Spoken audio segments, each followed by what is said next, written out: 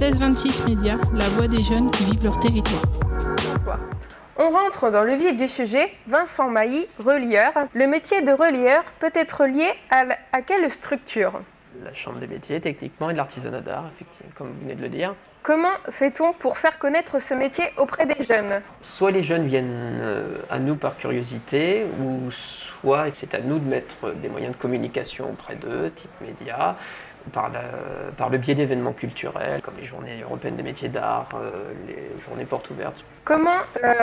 Quelles sont les formations possibles pour accéder à ce métier ? Tout dépend de l'âge, du statut de chaque personne, effectivement. Donc on peut, dès la 3e, envisager un CAP reliure, bifurquer donc après 5 années en école dans cette voie-là. Malheureusement, très peu ont la chance de pouvoir avoir une expérience professionnelle, et pour trouver un patron ou se mettre à son compte directement, c'est pas toujours évident. Ce qui fait que beaucoup repartent après sur des études professionnelles, d'où la seconde voie en fait pour y accéder, qui est plutôt la formation. On va directement chez un patron, un centre, un professionnel, voilà, qui nous prend sous son aile et qui nous forme. Souvent en partenariat avec la Chambre des métiers, qui nous aiguille plutôt sur tout ce qui va être aspect législatif et obligations du métier.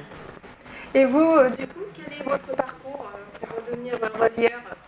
Alors moi, donc, je fais partie des post-bac. J'avais commencé une licence, un master professionnel en protection du patrimoine écrit.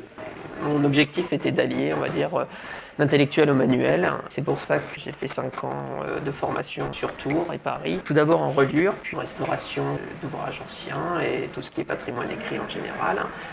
Et suite à quoi, est-ce que je me lance, est-ce que je ne me lance pas ? C'est toujours un pas qui est un peu dur à franchir. Donc la Chambre des métiers proposait des stages d'initiation à l'installation pour voir si on était fait pour ça, parce que l'entrepreneuriat n'est pas forcément la seule voie qu'on peut choisir. La fonction publique offre aussi certaines débouchés.